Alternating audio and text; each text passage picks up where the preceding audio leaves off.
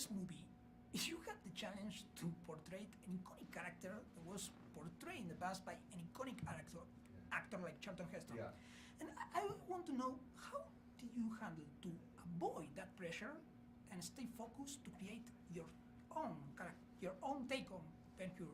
It's a good question. It's I think it comes from a place of love.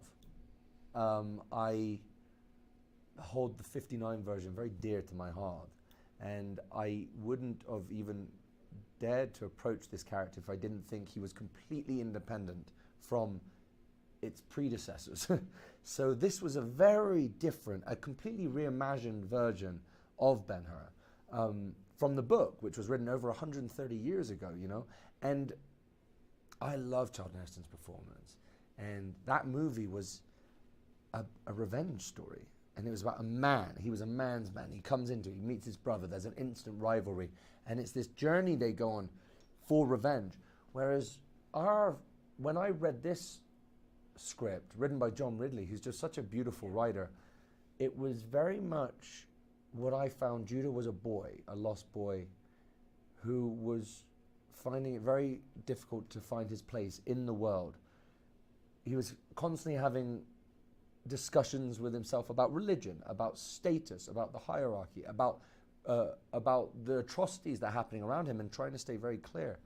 But through the betrayal of his brother, he's forced into this sort of revenge story, and then at the end, through this story of redemption and hope and forgiveness. And that's such a different arc compared to the other one. It was like, it was impossible to say no to this character, because it's the reason you want to act, is to play great characters. And I was like, you'd be hard-pressed to find a better character than Judah Ben-Hur. You know, watching the movie, I was pretty surprised that the chariot race wasn't made by CGI as many people expected. And this is, you were there handling the horses. Yeah, absolutely, 100%. Old school. Completely old school. It took us a long time to shoot that, close to 3 months, first and second unit. But you know, Timur said very early on, and we agreed, if an audience is going to go with you, you have to experience it. You have to be there. You have to be, every time you see the horses with you, that's us up there. You know, we're doing everything.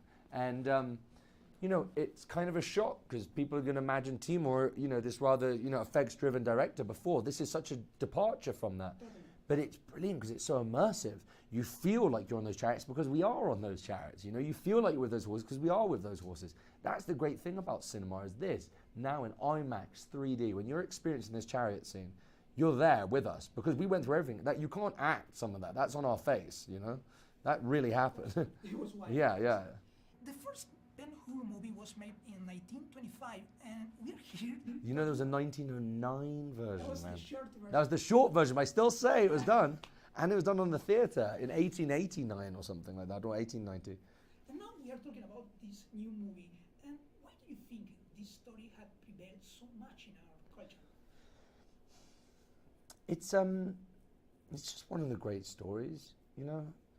I feel people talk about faith in this, and apparently Lew Wallace, when he wrote this book, he was at a sort of crossroads with his faith. Yeah.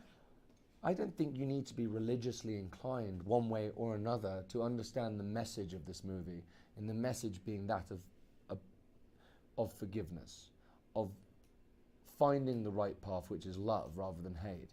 And I think it stands the test of time because it's an underdog story.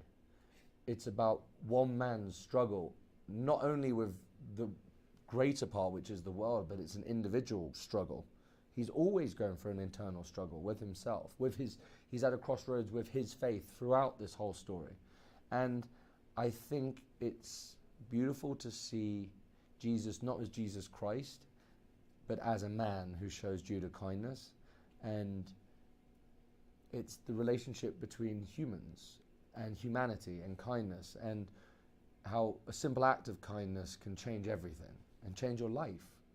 And that can maybe be relayed to modern day audiences, and hopefully put that into practice in their everyday life, because cinema is a very special place, because it's transformative, and you can leave something with a new understanding and a new ambition to do more and strive to do good. And I think that's a great sort of tool.